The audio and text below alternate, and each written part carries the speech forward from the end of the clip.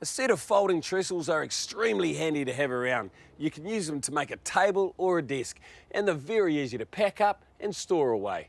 They're really cheap to make, and I'll show you how. Each trestle is very simple to put together. For each one, you'll need timber to make 4 legs, 4 rails, and a shelf. You'll also need 2 hinges and a rope. Now, this is a really simple little project to do. What I'm going to use for my legs is a 75 by 20. It's untreated, so it's nice and safe to use. Now, for our top, you could use a door or whatever you like, but what I've chosen is this laminated piece of pine. It comes straight off the shelf from Mitre 10. You pretty much don't have to do a thing to it. Now, that comes out at 600 millimetres wide. So what I've decided is to keep my trestles about 20 millimetres shy from each edge, so my overall width is going to be 560 mils wide. Now, a standard height for a table is 750. So I'm going to make the legs 740, so when you open them up with our 30 mil top on, we still have a standard height finished. So now I'm just about to crack in, make our legs. A couple of quick tips before we do. Always use a nice sharp blade whenever you're cutting anything. And look, I'm going to cut 4 pieces of timber at once. If you're not comfortable with that, just chop one at a time and take your time. First, I'm squaring off one end to give a nice clean edge. These boards are long enough for my legs and horizontal rails, so I'll measure and cut them together. First, the 540 for the rails, then the 740 for the legs. Now I'll turn the boards around to measure off my cut edge. This makes sure it's all tidy and square.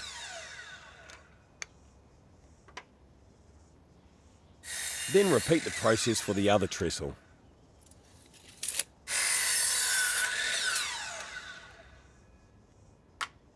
So I'm just going to measure up for our bottom rail that's going to support our bottom shelf.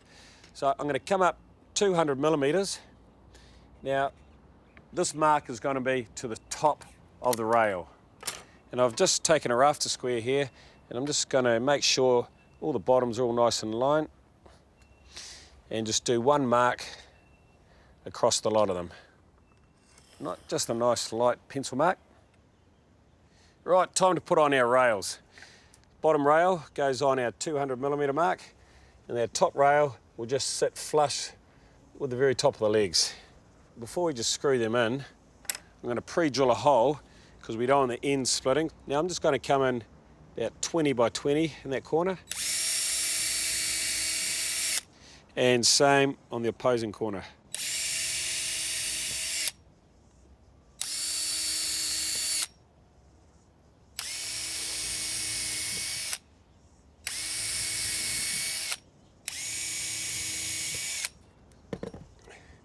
Cool, let's just give those a bit of a dust down before we throw our PVA on.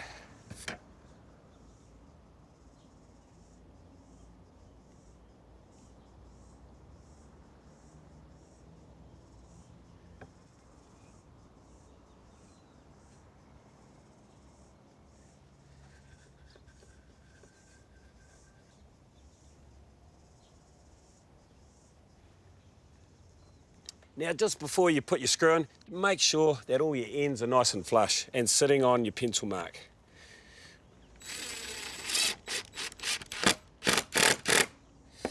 Right, now before I put in my other screws, I'm just going to come over to the other side of the leg and put one in there to hold it all in place. Now, let's just double check that we're sitting nice and square. Now we can fix in our screws at the top.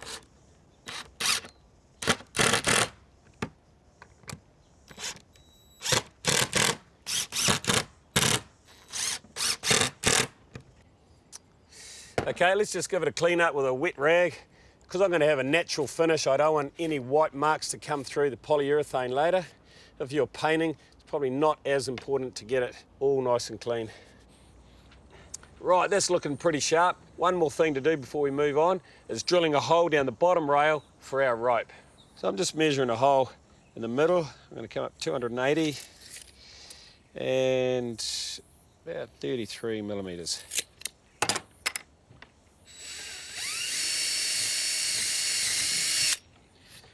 Great, now just repeat the process for the other 3 legs.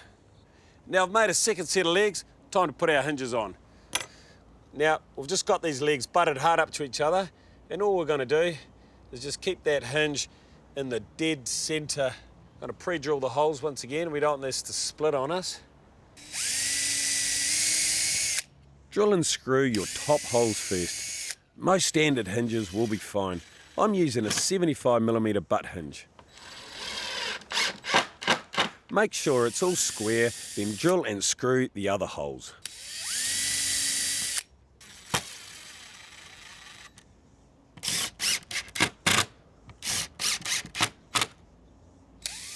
Then repeat the process for the other hinge.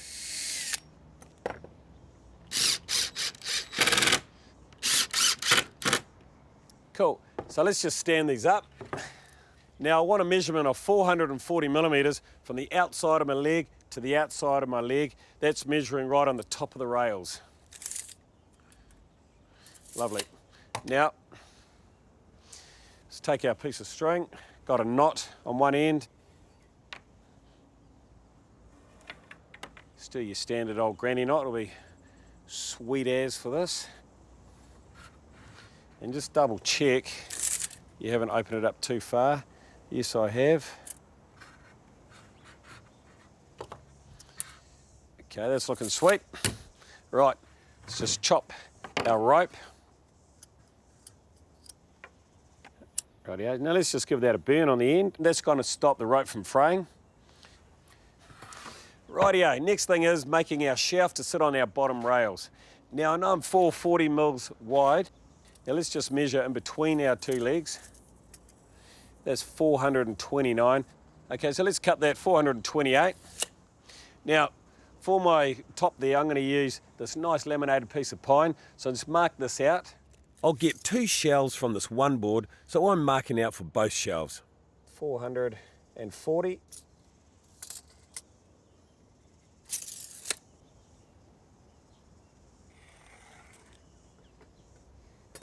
And let's mark that out, 428.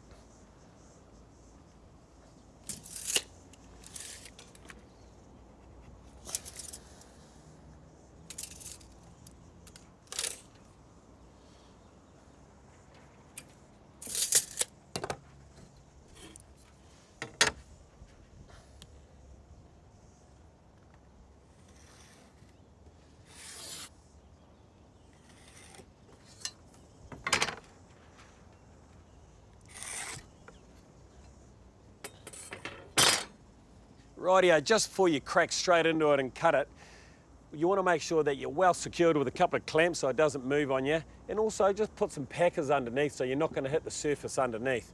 Now, a really good tip, just always make sure that you do have a really nice sharp blade on your circular saw when you are cutting it. Now, another little tip for you, I'm just going to use a utility knife just to score right where our pencil mark is. Now the reason I'm going to do this is because that's going to ensure a really nice clean cut without any splinters.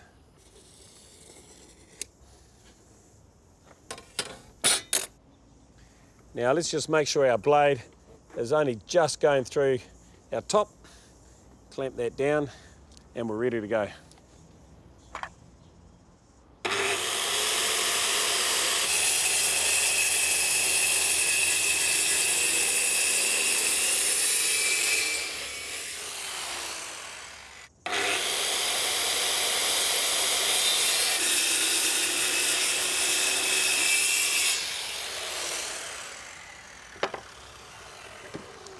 Okay, let's just dress those edges up with a sander.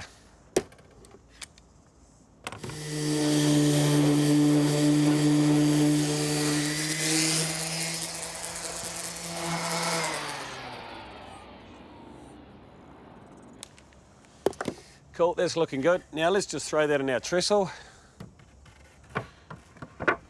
Fabulous. Now just repeat the process for your other set of trestles and give it a light sand and a stain or a paint to finish.